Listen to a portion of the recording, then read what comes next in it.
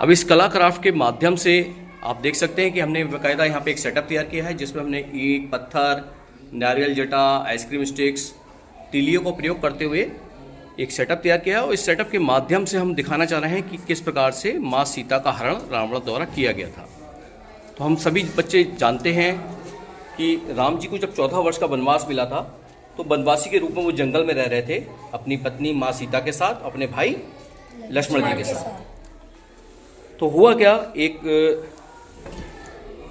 लंका के राजा थे रावण, और उसकी बहन शूर्पणखा आकाश मार्ग से उड़ती हुई जा रही थी।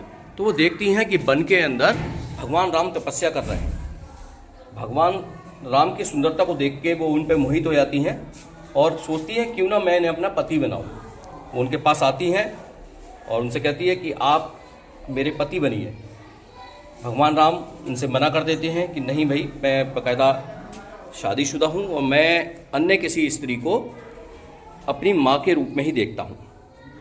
इस इतना सुनने के बाद वो अपने असली रूप में आती हैं और माँ सीता पे हमला करती हैं, जिससे क्रोधित होकर लक्ष्मण भगवान जी उसकी नाक काट देते हैं शूर्पणखा की।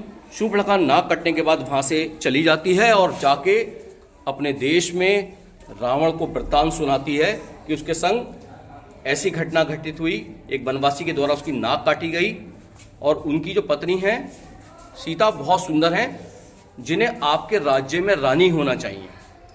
रावण ये सब बातें सुन के बाद क्रोधित हो गए और वो बाकायदा उस जंगल में गए जहाँ पे वो वनवासी भगवान राम, माँ सीता और लक्ष्मण जी के साथ रहते थे। उन्होंने एक चाल चली, एक षड्यंत्र रचा। वो अपने साथ अपने मामा को लेके गए। मायावी राक्षस थे वो रूप बदलने में और दूसरे की आवाज़ निकालने में महारथी थी। अब उन्होंने क्या करा, वो एक हिरण का रूप ले लेता है वो राक्षस, एक सुनहरे हिरण का रूप जो सोने का बन जाता है, और वो उनकी कुटिया के बाहर घूमने लगता है। जब उस हिरण को देख के माँ सीता कहती है ये कैसा हिरण है छोटा सा जो हमारी कुटिया के चारों तरफ घूम रहा है। और उस हिरण को देखकर माँ के मन में उसके प्रति प्यार आता है कि हम इसे इसे पकड़ते हैं, अपनी कुटिया में पालते हैं। वो भगवान राम से आग्रह करती हैं कि कृपया इसे आप पकड़ के लाइए।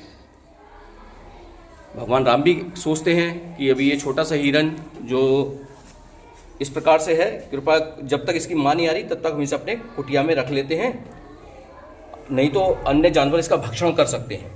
जब उसको पास जाते हैं उसे पकड़ने के लिए, तो देखते हैं कभी तो वो हिरण दिखाई दे रहा था, कभी गायब हो रहा था।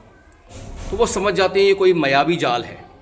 वो उसके पीछे दूर तक निकल जाते हैं उसे पकड़ने के लिए, और रावण तो यही चाह रहा था। अब राम जी समझ जाते हैं ये कोई ना कोई चाल है। वो उसके ऊपर तीर चलाते हैं। जैसे ही उस पर तीर चलाते हैं वो अपने असली रूप में आ जाता है, और तीर लगने के बाद, क्योंकि राम जी का तीर लगने के बाद वो जीवन तो उसकी लीला समाप्त होनी थी, तो वो लेकिन मरते मरते जोर जोर से चिल्लाता है लक्ष्मण लक्ष्मण, राम जी की आवाज़ में। उस आवाज़ को सुनने के बाद माँ सीता और लक्ष्मण जी को लगता है कि उनके जो भाई हैं राम जी किसी न किसी खतरे में हैं, और ये तो सब चाल रावण की थी। तो माँ सीता लक्ष्मण जी से कहती हैं जाइए देख के आइए कि आपके भाई के संग क्या समस्या आई है, क्या मुसीबत आई है, उनकी रक्षा कीजिए। लक्ष्मण जी पहले तो मना करते हैं, लेकिन अपने भाई के प्रेम में भाव में वो जाते हैं जंगल में, और जाने से पहले वो एक लक्ष्मण रेखा खींच के जाते हैं कुटिया के बाहर, और माँ से कहते हैं माँ किसी भी दशा में इस लक्ष्मण रेखा को आप पार मत करना, क्योंकि इस लक्ष्मण रेखा के अंदर कोई भी जीव जंतु राक्षस प्रवेश नहीं कर पाएगा। और उस लक्ष्मण रेखा को खींचकर वो चले जाते हैं। ये तो रावण की चाल थी।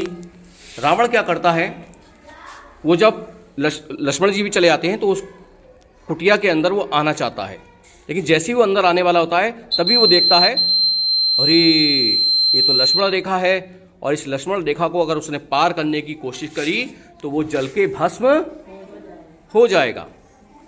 तो वो क्या करता है, एक चाल चलता है, और वो रावण क्या करता है, एक साधु का भेष बनाता है, और साधु का भेष बनाने के बाद वो जोर जोर से आवाज़ लगाने लगता है कुटिया के बाहर लक्ष्मण रेखा से पार कि मुझे भोजन दीजिए, मुझे भोजन दीजिए।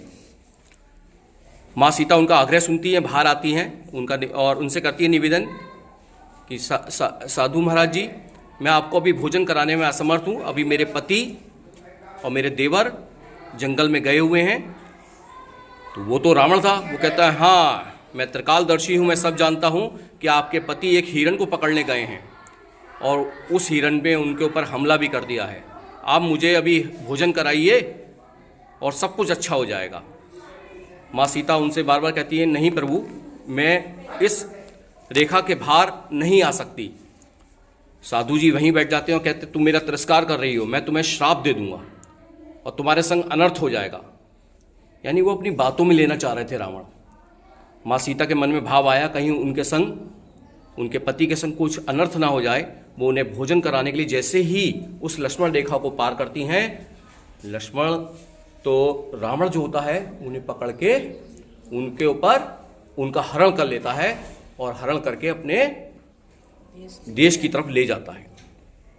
जब राम जी लक्ष्मण जी लौट के आते हैं तो देखते हैं कि वही सीता माँ वहाँ नहीं है और उनकी खोज करते हैं और खोज करके वो बाकायदा उनके श्रीलंका तक जाते हैं, उनके देश पे आक्रमण करते हैं और माँ सीता को छुड़ाकर लाते हैं। कैसी लगी कहानी बच्चों?